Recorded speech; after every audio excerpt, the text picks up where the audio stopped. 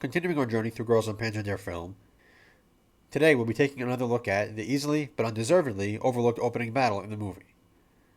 This time we'll take a closer look at the battle itself, the tactics involved, and how it all played out.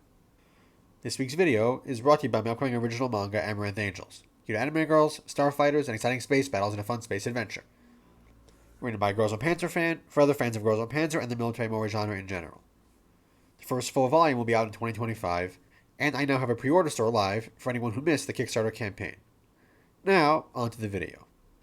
While, as I mentioned in my last video talking about this battle, the opening battle of Girls and Panzer their film doesn't directly impact the story of the movie all that much, it does represent a major step forward in the battle scenes of Girls and Panzer from this point on. As usual, here's a quick spoiler warning for their film and potentially stuff beyond. And as I'll say in every video I make about their film, this is quite literally a perfect movie, and you owe it to yourself to watch it blind for the first time. So while it's obviously dwarfed by the perfection of the film's main battle, the exhibition match was the most complex and creative battle in the series up to this point. And there is quite a bit worth talking about when it comes to the various technical and tactical aspects at play. This battle is about 25 minutes long, and even with no major stakes attached, it's extremely engaging, exciting, and even tense at times, despite it just being a friendly exhibition match in which the girls don't really feel any pressure. So as I mentioned before, last time I focused on the various storytelling aspects of this battle, while today we'll be diving into the many technical and tactical aspects here, both because they help make this a really fun battle, and because they help set up the masterpiece that is the main battle later on, and less directly, they set up Das Finale's extra exciting creative battles as well. This battle has more moving parts, more strategic depth, more backs and forths, and more creative tactics involved than we've seen so far, in addition to being the biggest in terms of how many tanks are involved. So it kicks off with Darjeeling and several of her St. Gloriana tanks in a bit of a bind, sheltering in a golf course sandpit as a combined Ororai Chiatan force closes in around them. So right away, we both see that this is unlike any battle we've seen before, in that it has more than two teams involved, which of course means they've got more tanks in a single battle than we ever had before, and that we're starting off in the middle of things. Although it doesn't seem like any tanks were knocked out yet by the time we start watching, so this battle is probably still in its pretty early stages. In this part of the flag battle, we have two commanders taking things slowly and carefully, Miho not wanting to rush their push on Darjeeling's position, and Darjeeling being willing to wait in her semi-protected location until backup arrives. This actually makes it extra fitting that they'll be facing off again in the Das Finale finals. Darjeeling has always been crafty, so it isn't surprising that she managed to find the one place on the golf course where her surrounded, outnumbered force could get at least some protection. Really, in many ways, her command style is similar to Miho's in terms of her adaptability. And Darjeeling, of course, also knew her Chiatan opponents better than Miho did here, since Darjeeling all but predicted that they'd do something boneheaded. The Ororai Chiatan combined team here is really a classic example of allies that don't work together all that well. And when you're facing such a team and recognize this, you can easily take advantage. On Miho's end of things, we see here that while she's come into her own as Ororai's commander, she still has some trouble asserting herself and commanding people she doesn't know as well, as she tries to close the noose around Darjeeling's squad. And as for Chiatan, we quickly see their weaknesses. Single brain cell trying to fit the square peg that is the bonsai charge into the round hole of every situation. And predictably, this goes about as well as pretty much all real-life bonsai charges in World War II specific theater. And they lose several tanks, giving St. Gloriana a chance to break out as Rosip and her Swift Crusader tanks make their appearance. These are noteworthy in that they represent an expansion of St. Gloriana for us, as up till now we'd only seen their slower, heavier tanks, which fit their previously seen style of steady, precise, but relatively slow maneuvers. The Crusaders add a whole new fast, maneuverable, chaotic dimension to the overall team, and complement the established portion very well. This makes them a much more complete team, and thus a fitting final challenge for Miho. But let's not get ahead of ourselves. The Crusaders' arrival is very timely, since, despite Chiatan's major screw-up, St. Gloriana had already lost two Matildas earlier, one that exposed too much of herself to fire, and another that Chiatan just got a good angle on. So Miho and the others, given a bit more time, probably not even that much more time, likely would have finished the job. But that didn't happen. Also, a side note to the girls at Chiatan.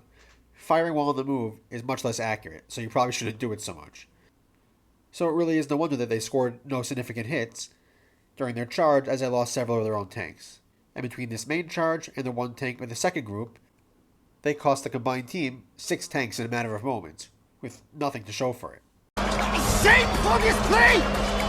At the same time, St. Gloriana's Pravda partners take advantage and break through the other defensive line. Though it is implied there that there really was no reason to bother, as they could have gone around it. Something that actually might have cost their team the match if it wasn't for Chiatan's messing up. In any case, this injects all of their fresh tanks into the larger battle now, though Orai's force there does manage to organize withdrawal. Now the tide has shifted, and it's St. Gloriana and Pravda who very nearly catch Anglerfish team, their support, and the remains of Chiatan in a pincer movement. But they manage to escape just in time and move toward the town, which will mitigate St. Gloriana Pravda's numbers advantage, and not to mention that Orai's team is by now very comfortable fighting in an urban environment.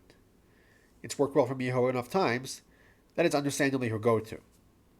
So as we mentioned last time, this battle is taking place in Orai the town, which naturally gives Orai's team another advantage as the urban battle takes off. Anglerfish and most of the team go one way, drawing Pravda directly after them, with St. Gloriana taking a parallel road, hoping to get into position to flank Miho, especially with the fast Crusaders. Darjeeling also demonstrates here that she paid close attention to Orai's battle with Koromorimine back in the end of Season 1, so she's ready for this battle. And for most of it, she and Miho match each other move for move. At this time as well, Ductim and Nishi find themselves separated from the others, and kind of ignored by the opposing team.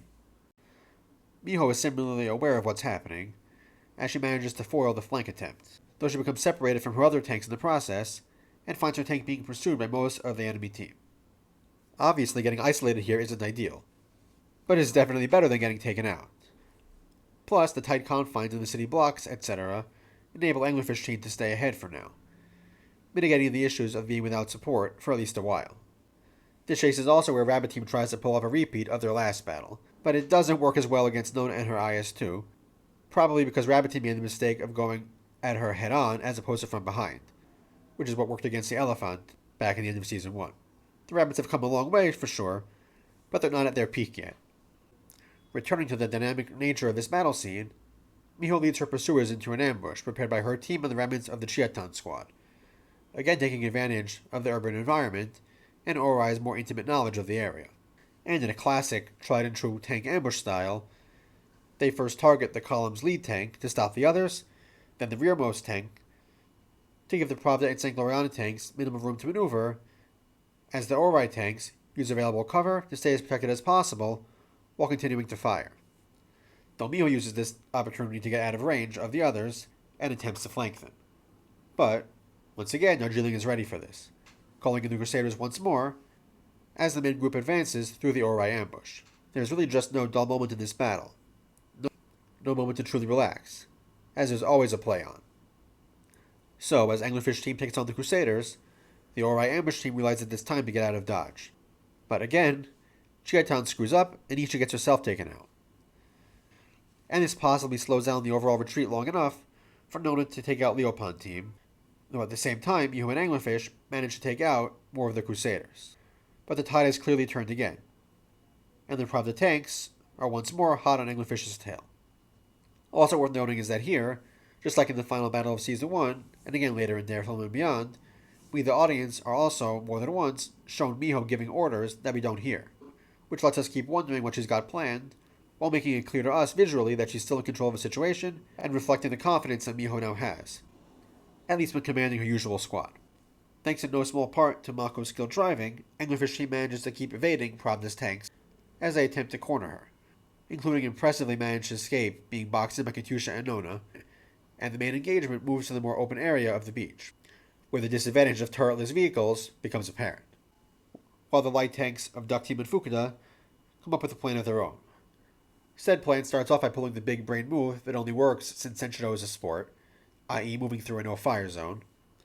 Rip to that one escalator, by the way, and it's lucky these were small tanks, so they didn't run over anybody's feet here.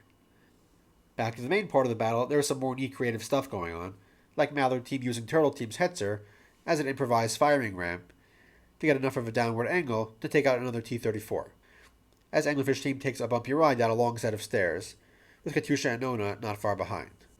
And of course we can't forget about Duck Team with Fukuda's help, succeeding this time in taking out Rukuriri via the same sort of ambush they tried early in Season 1. Having Fukuda's better gun here definitely helped.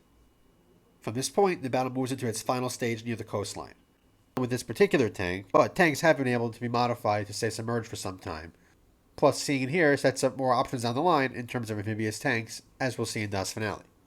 Unfortunately for Team Sangloriana Pravda, the KV-2 ultimately accounts to little more than a noisy distraction. While it admittedly has a very powerful gun, its crew fails to hit anything. I don't count hitting the broadside of a couple buildings hits. And they also forgot about the issue with the KV-2's balance, as they rotate the turret too far and just fall over. Orai's brief victory here is short-lived, however, as their remaining column, pursuing Darjeeling's isolated Churchill, comes under attack from the side. And they lose Mallard team when they expose their underside trying to get up a steep angle, leaving Orai with 4 tanks left, and with Darjeeling, Nona, and Katyusha in optimal firing positions. Miho being Miho, however, she goes for it anyway, and is only denied landing a potential killing hit on Darjeeling when her Panzer IV is hit and knocked off target. Now in a 1 vs 3 though, she makes the smart move of sticking very close to the Churchill, less to prevent the Churchill from firing at her, and more to deny Nona or Katyusha clean shots. Also around this time, Momo gets her first, albeit unintentional, kill here, when Rosip tries to jump into battle and flies right into an errant shot.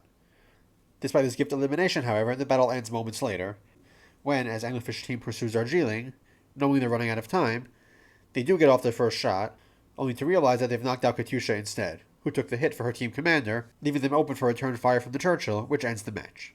So once again, Darjeeling comes out on top against Orai. The difference is that this time, both teams, for the most part at least, fought very well throughout, and there was never really a point where it was obvious one team was going to win. From the golf course area to the urban battlefield to the coast, both teams were constantly adapting to the terrain as well as their opponents' moves, getting creative where needed. Everyone here, even Chiatan, silly as they are Senshiro veterans by this point, familiar with their vehicles and optimal tactics, even if they do make some mistakes. Chiatan, I'm looking at you again. But they'll figure things out, of course. And with this, we're primed for the main battle of the movie, which builds on this, giving us more clever plays and counterplays, more creative tactics, and more of tank crews with different mindsets working together against a common adversary. If you enjoyed this video and like to support me and what I do here, my books and light novels are all available on Amazon.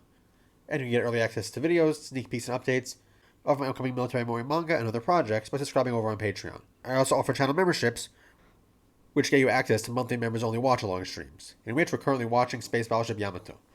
And of course, if you have any thoughts on this video or anything Girls and Panzer related you'd like me to talk about, definitely share them in the comments section below. I'd love to hear them, and while I might not get to respond to every comment, at least not in a timely manner, I can guarantee that I read each of them. And don't forget to like the video, subscribe, and hit the bell so you don't miss any future uploads. That's all for now, so until next time.